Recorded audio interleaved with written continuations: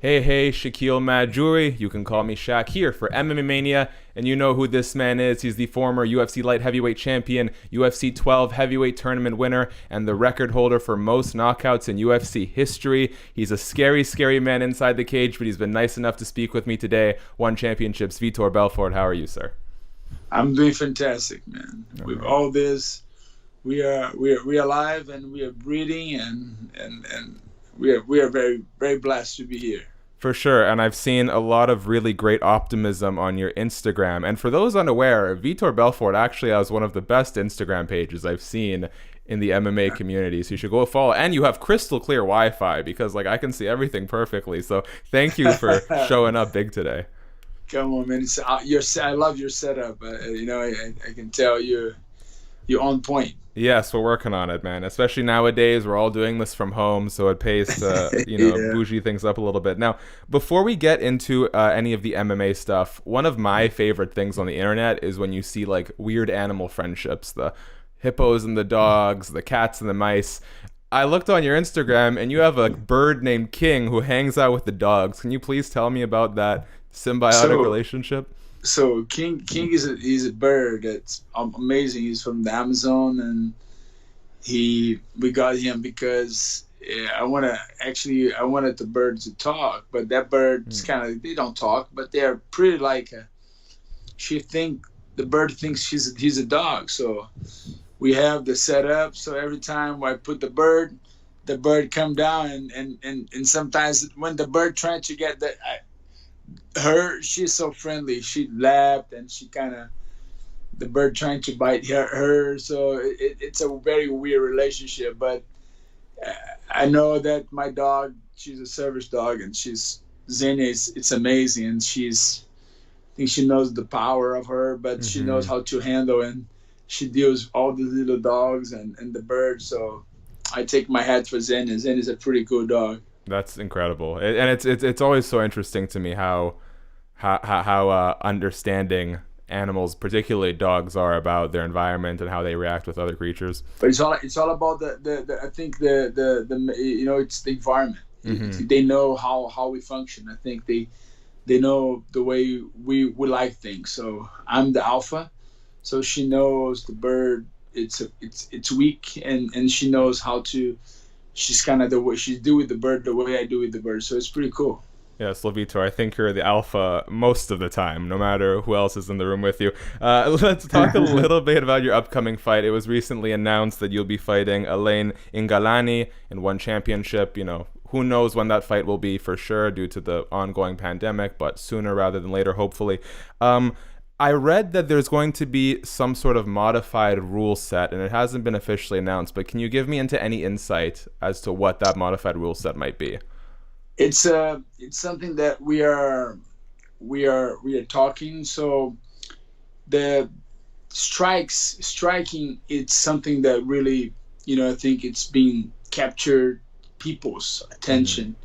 And of course the fights on the ground, it's okay, it's nice, it's jiu-jitsu is good.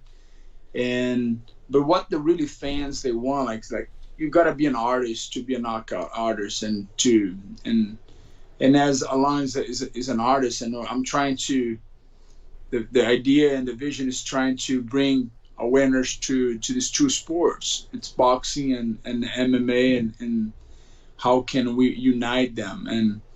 And one championship, it's been really revolutionary, the sport of MMA and combat sport, because they really are bringing the MMA with different things. So in Hmm. the same event, you have a Muay Thai. In the same event, you have a kickboxing. In the same event, you have a MMA. In the same event, maybe you have a grappling match. And then the same event, and then you have like Muay Thai with little gloves. So they are very unique. The way they do things, and I think that's what the fans are very interested with, how they related to the fans and their platform. Very easy to watch, very friendly, and I think they're unique in the setup point. So, and when I signed with them, I always wanted to be with the organization that can think out of the box. And Chatri and his partners and the whole team, I think they're innovating, they're bringing the e-sport, and they do so much new things with this new era.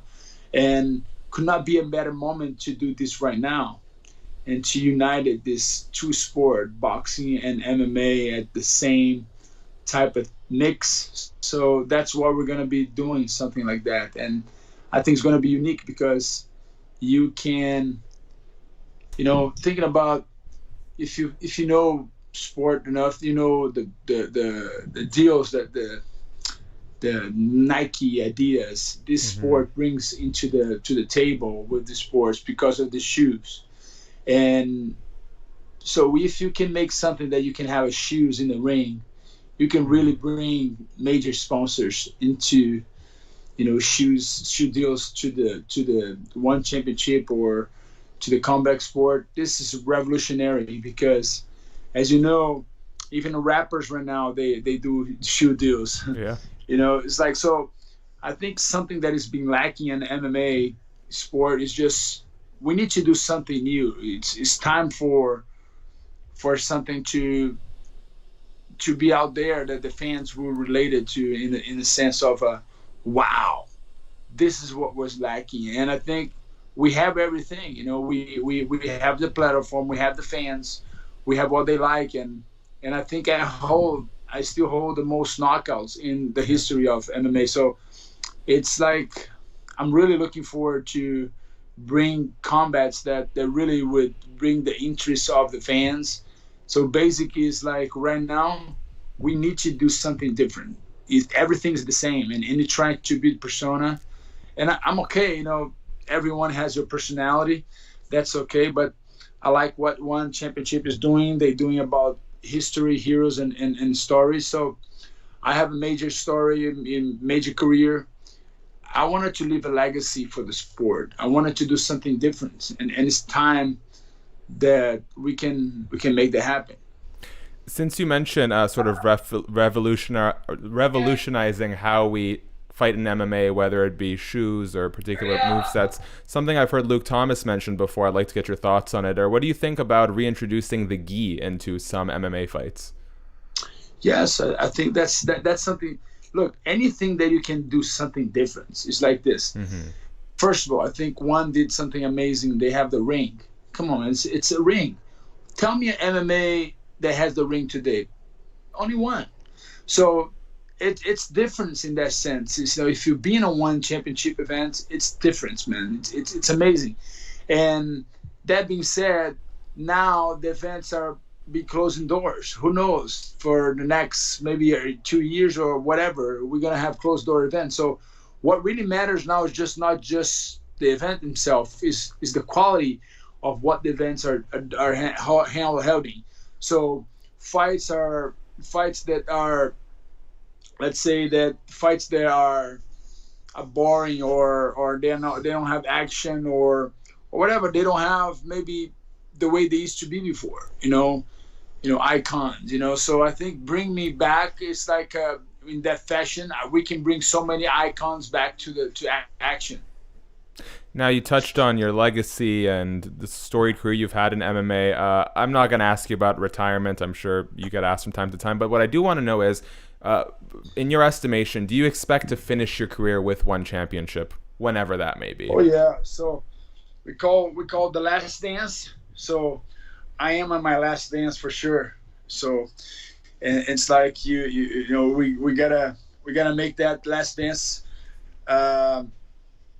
last long. So I'm looking forward to make it happen. I know I'm reinventing myself for the last time, and in action, of course. I always gonna be participating and trying to help this sport be involved. And I love business. I love the way I see so many things we need to change. I know I can be involved in MMA and Olympics one day, and I think it's going to demand guys with vision that they can see the future. And I think I can see the future because when I was 16 years old, I saw that MMA would be the biggest sport in the world, and it is.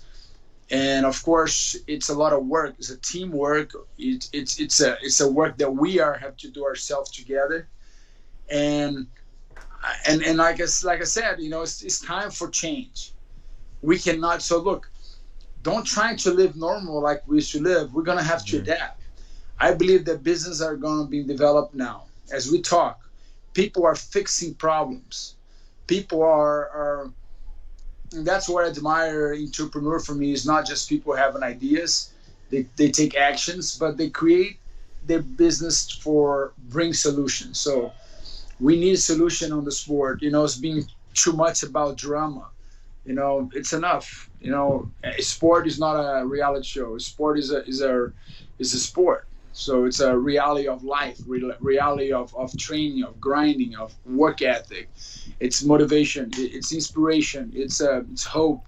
It's things that related to every human being. Either you are a doctor or a lawyer, because when you see an athlete, that athlete inspire you with his work ethic, with his ethos and his morals. So that's what's about. That's who Vitor Belfort is, and I wanted to make sure that not just is for me, is for a legacy, and a legacy is nothing involved just me and my family. It's involving the whole world together. And I think one of the more interesting fallouts of this pandemic is in the MMA space. We don't have as many events to talk about like we typically do, and so it's kind of created this opportunity to learn about the fighters and different aspects of their life. You posted something on Instagram that I want to ask you about. It was sort of like a call to arms for people to stop being brainwashed by fake media, and I want to get you to elaborate a little bit about what that fake media is. Who are these fake media entities?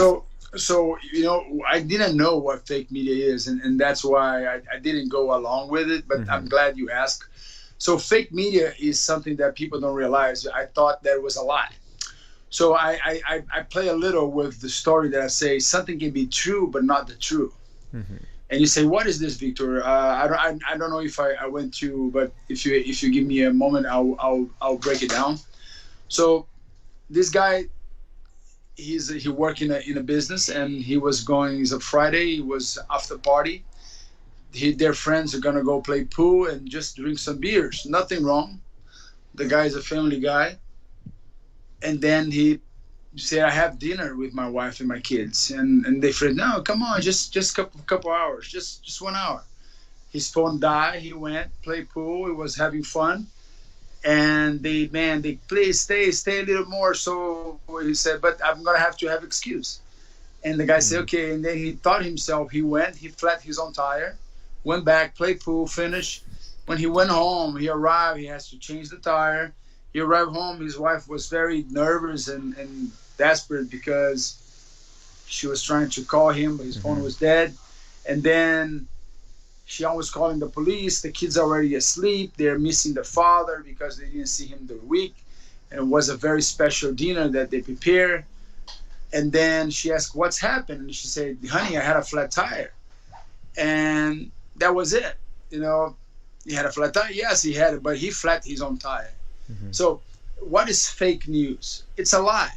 It's a lie that is being produced for a cause or interest of someone else. So that being said, so fake news is something that people don't realize. So you buy robots.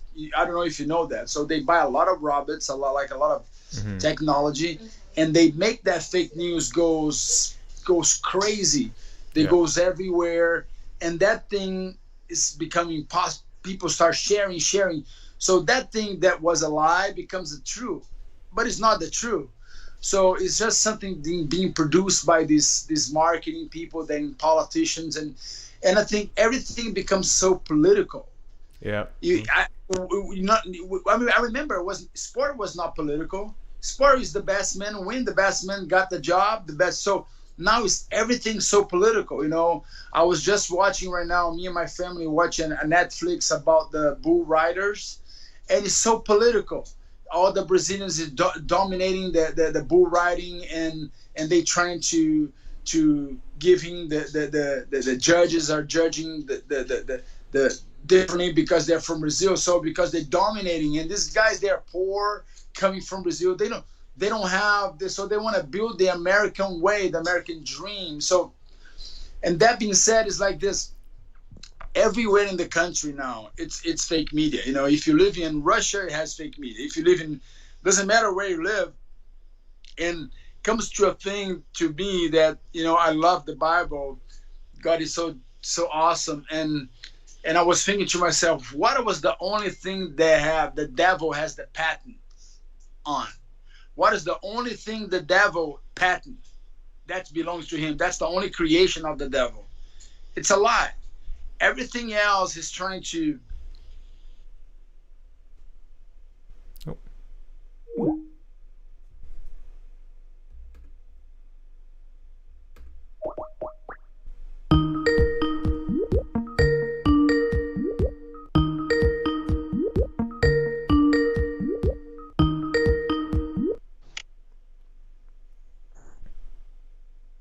Sorry, got cut off. That's okay.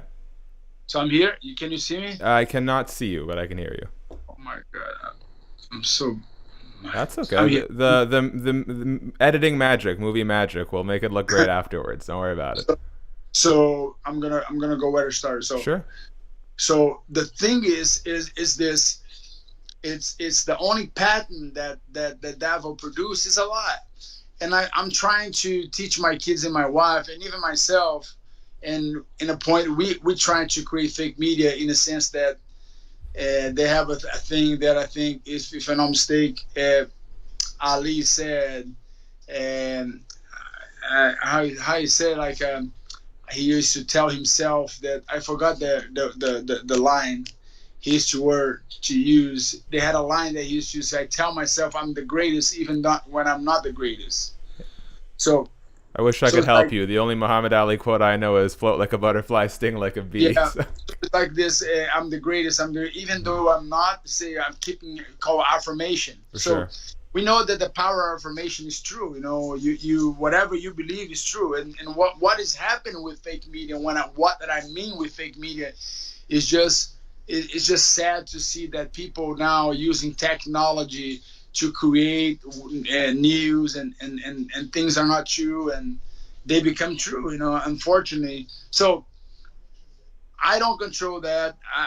I'm not a politician, but I'm just trying to help people to understand that they got to tell themselves, they got to use kind of the same principle, but they got to be happy, joy in a positive way. Even when you're sad, you got to do that fake media in the sense that if you're using that protocol that you tell yourself, you know, you work hard, you get up, wash your face, do things in a positive way. If you're gonna produce something that will help the society, not just looking for interest. Sure. So that's what I mean. Last thing for you, Vitor, here. Speaking about kind of using media to bring joy, as a pro wrestling fan and a superhero fan, I was very excited to see you chat with Dave Bautista. I was wondering if you could tell me a little bit about what it was like to catch up with Big Dave. Oh man, it was amazing. Just knowing that man went through it. You know, just seeing his struggles, and with 30 years old, broke, and gotta go reinvent himself again, and then, you know, he always trusted, and I think you can tell he's very positive and looking to do good and to share, and I think that's the message. I think that's what we wanted to do. You know, is how can we empower? If we're gonna do something, how can you do that thing? Creating a content, a relevant content that you can bring something goodness for people at their places, and I think now with this American way to talk and curse and creating motivation, that's not my style. I think I don't need to say F word to look tough. You know, I don't need to look more tough than I am. So I think it's more like a time that the world needs positivity. The world would need much more things, and I believe as things are start open up, and so I hope we cannot go back. You know, people cannot go. Unfortunately, people are going to go back out of this worse than how they went in. And my prayer is for us to, when we go back and we face a struggle, we can keep our integrity. It's really exciting to see you in this stage of your career, both inside the cage and everything you're doing outside the cage. So I want to commend you, and I want to thank you so much for making the time today. Most importantly, you and your family stay safe. So I want to appreciate. I want to tell you something, man. Please. I see the future in your career, and I can tell as a reporter. I've been giving interviews for so many. You're so eloquent and you're so intelligent, and you see things that maybe people don't see it. And I think that's the kind of reporter the world needs, and people that can understand. They're not just trying to bring news that can sell. I think I really felt in my heart right now to share this. You go so far. You remember that day what I told, because I think you're gonna go so far, and you have the looks, you have the intelligence, you have the understanding, you have the knowledge, you have the preparation. For sure, you did your homework for sure. But I believe people, God and the universe is conspiring for raising men like you to come out and bringing the news that people need to hear. Hey man, at 24 years old, that's a true blessing to hear from you. So Vitor, thank you, my man. It means a lot. Take care, brother. You got an autograph for me, because when you become famous, maybe you get too busy. My man, thank you so much. Okay.